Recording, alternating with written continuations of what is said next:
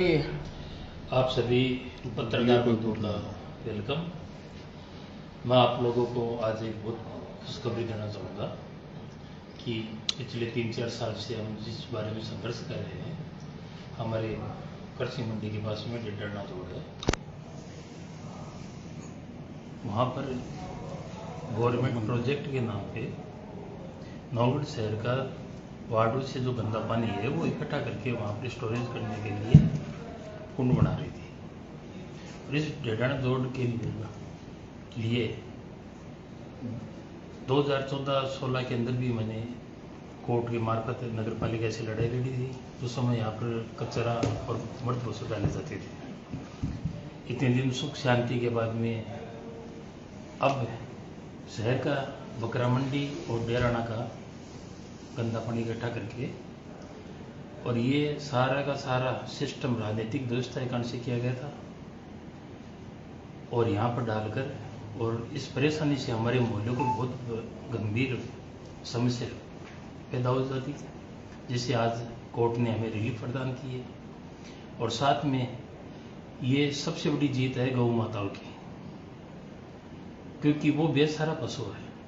आज डेडरना रोड में कम से कम सैकड़ों की संख्या में वो चारा चल रहे थे, आराम से बैठ रहे थे, विचरण कर रहे थे, पर राजनीतिक सिस्टम के कारण से वहाँ पर खड्डे खुदवाए गए और उन खड्डों की मिट्टी को भी बेच के खा गए।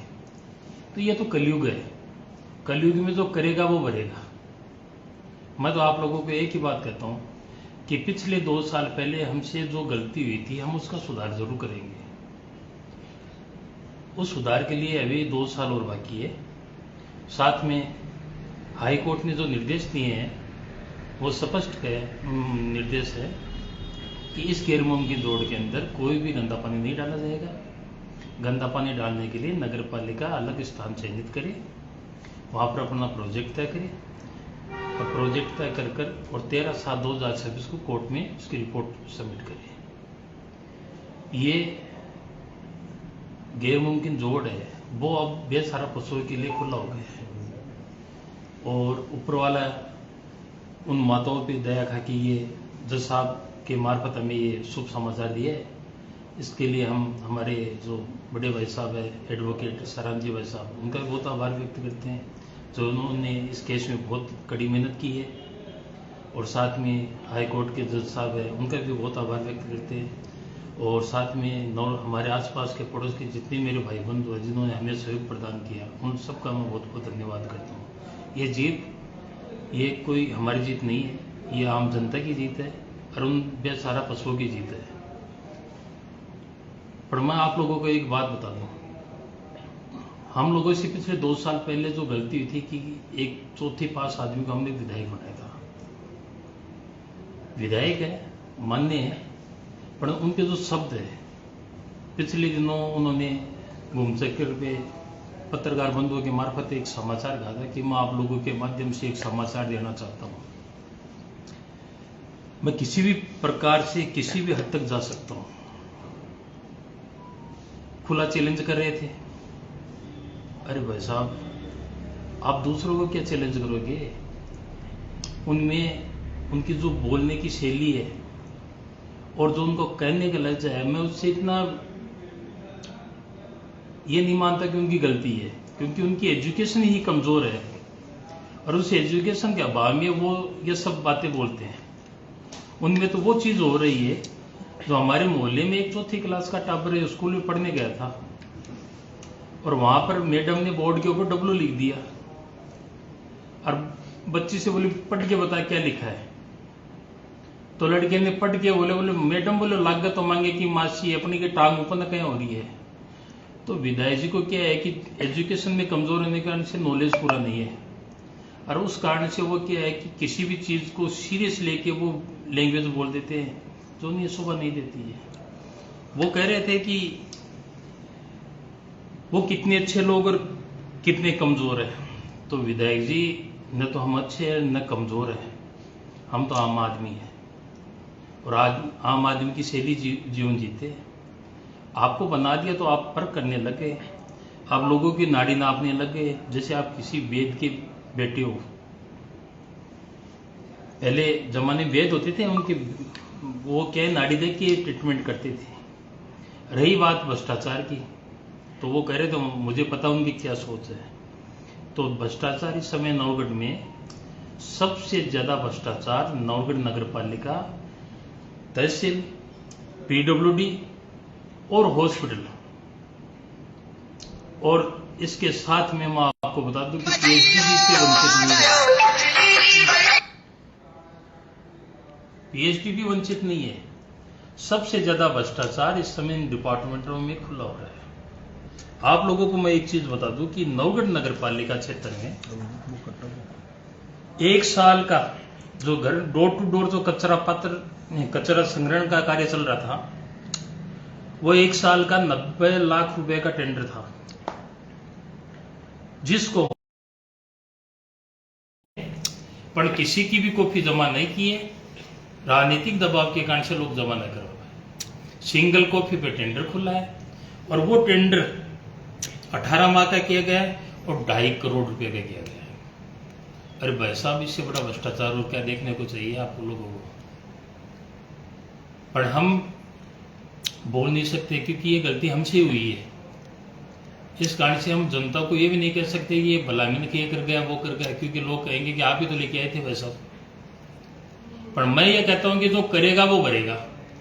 ये गुरु महाराज के आशीर्वाद सौगंध देते हैं कि मैं गुरु महाराज का चेला। भाई साहब, जितने गुरु महाराज के नाम से ये झूठ बोलते हैं उतना तो कोई बोल ही नहीं रहा है।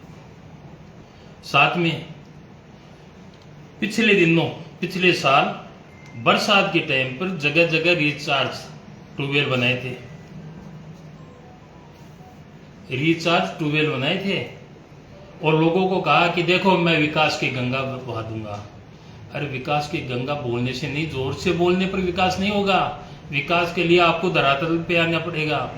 आप ये रिकॉर्ड उठा के देखो कि पिछले 2.5 साल में आपने पीडब्ल्यूडी से, नगर पालिका से, पंचायतों से क्या करवा दिया। पिछले 20 साल के अंदर जितने काम है उसका हर साल का एवरेज कैलकुलेशन निकाल के तो देखो ना कि कितने लाख का बजट आप 2.5 साल में लगा चुके हैं। आप धरातल पे जो चीज चलती है वही मान्य होती है। बोलने से, जोर लगा के बोलने से क्या गला बैठ जाता है, बाकी काम नहीं होता है। और मैं आप लोगों को एक चीज और बता दूं कि जो पिछले साल इन्होंने रिचार्जेबल ट्यूबवेल किए 50 लाख रुपए के, सबसे ज्यादा भ्रष्टाचार इन्होंने खुद ने किया है। और जितनी जगह ट्यूबवेल किए हैं,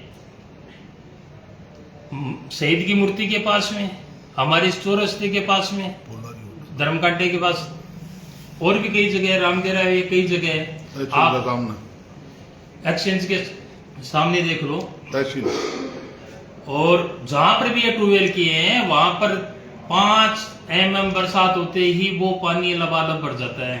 तो भाई साहब, वो ट्यूबवेल कहां गए हैं, वो विकास कहां बोल रहा है। ये 50 लाख रुपए धरातल पे पहुंचे नहीं है, ट्यूबवेल के नाम पे 6 पाइपें पहुंची है और बाकी की विधायक जी विकास करवा गए इनका।